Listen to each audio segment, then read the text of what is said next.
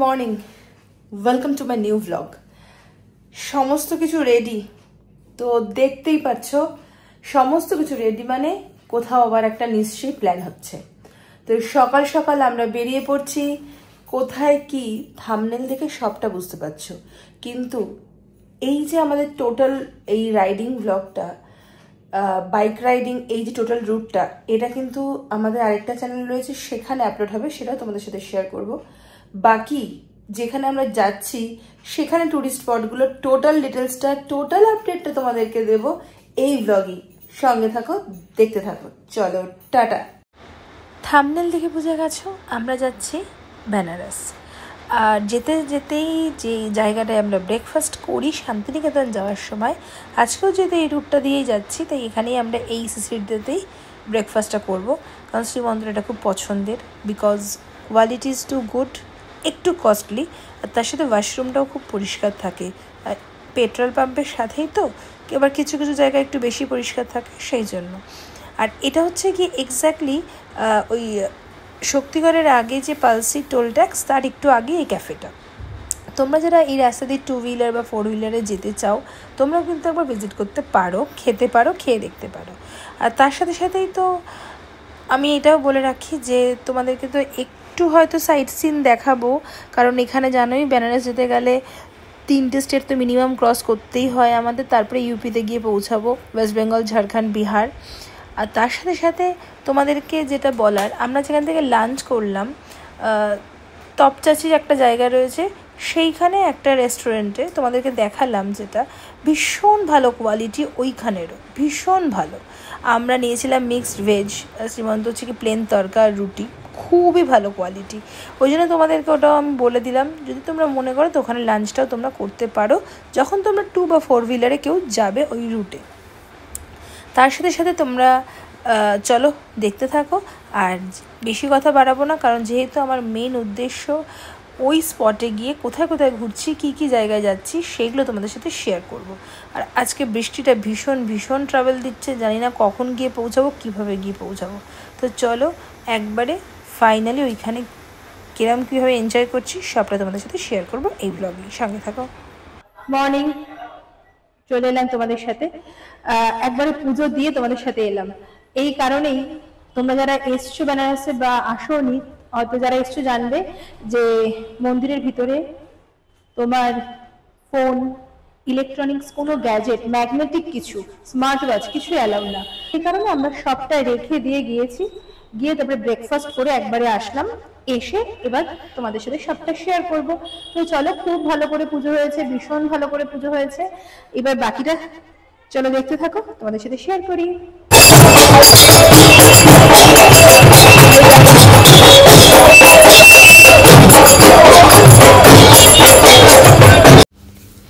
তোমাদেরকে দেখালাম প্রচুর মানুষ, তারা মানে ইসকন ধর্মের, তার কারণ তারা নাম সংকীর্তন করতে করতে, গৌরাঙ্গের নাম করতে করতে মন্দিরের পথে যাচ্ছিল। আর তার সাথে সাথে তোমাদেরকে বলি যে ভিড় তো প্রচণ্ডই। ওখানে অনেক লোক বলছিল যে কালকে যেহেতু বৃষ্টিটা মারাত্মক হয়েছে, সেই জন্য আজকে ভিড়টাও হয়েছে প্রচুর। একটা সুবিধা যে লাইনগুলো, যেটা জেনারেল লাইন, সেটা কিন্তু প্রায় 2-3 ঘন্টা লেগে যাচ্ছে। আর আমরা কিন্তু একদম 4 নম্বর গেটের সামনেই রয়েছি। এইটা আরেকটা সুবিধা হয়েছে। কিসের সুবিধা? আমাদের এইখানেও দেখলাম আমরা যে আলাদা করে একটা টাকা দিয়ে টিকিট আছে, সেটা করলে পরে তোমার মোটামুটি 40 মিনিটের মধ্যে পুজো দেওয়াও হয়ে যাবে, আর খুব সুন্দরভাবে সেটা হবে। তো সেই টাকাটা হচ্ছে গিয়ে 300 টাকা। আমাদের ওখানে যেমন তারাপীঠে, ওয়েস্ট বেঙ্গলে 500, 1000 এরকম অনেক ধরনের লাইন, এখানে ওরকম না, শুধুমাত্র 300 পার হেড। আরেকটা ভীষণ হনুমানের উৎপাত, ওরে বাবারে, কারোর ফুল কেড়ে নিচ্ছে, আমার সামনেও চলে এসেছিলো, মানে হঠাৎ করে ছিনিয়ে নেওয়ার জন্য। আমি তো সরে গিয়েছিলাম, ওটা থেকে কিন্তু সাবধান। আর এই টিকিটটা যারা কাটতে পারবে তাদের সত্যি অনেকটা এটা সুবিধা হবে, কারণ দেখো আমরা তো ঘুরতে আসি কম সময় নিয়ে হাতে, তো যদি আমাদের যতটা টাইম বাঁচানো যায়। তারপরে আমরা চলে গিয়েছিলাম মণিকর্ণিকা ঘাট, সেটাও যেহেতু একদম মন্দিরের পাশেই, 4 নম্বর গেটের পাশেই, ওটা আমরা হেঁটে হেঁটে গিয়েছি। আমার আর শ্রীমন্তের প্ল্যান ছিল যে আমরা নৌকা করে যাব, 200 টাকা করে পার হেড ছিল যদি সবাই মিলে একসাথে একটা নৌকায় যাওয়া হয়, আর যদি আলাদা করে ভাড়া করা হয় তাহলে রেটটা বেশি। কিন্তু আমরা দেখলাম যে এতটাই কাছে রয়েছি আমরা, তো সেই জন্য আমরা হেঁটে হেঁটেই মণিকর্ণিকা ঘাটে গেছি। তারপরে তো প্ল্যান আছে আশিঘাটে যাওয়ার, আর দশাসমেত ঘাটে আমরা আরতিটা আজকে দেখব। তো সব মিলিয়ে আমরা যখন মণিকর্ণিকা ঘাটে যাচ্ছি, জানো তো সব থেকে একটা বড় কথা, একদম বেনারসির অলিগুলিগুলো তোমাদেরকে দেখাচ্ছি, আর তার সাথে ফিল হচ্ছিল আমার একটা প্রচণ্ড পছন্দের চরিত্র মানুষের কথা, যে চরিত্র বেনারসের অলিগলি মানে কি হতে পারে বলো তো? একেন বাবু। তো যাই হোক, সব মিলিয়ে বেশ বেশ সুন্দর সময়টা কাটছে। আর অলিতে গলিতে এখানে বেনারসি শাড়ি আর সিল্কের শাড়ির দোকান তো পুরো ভরা।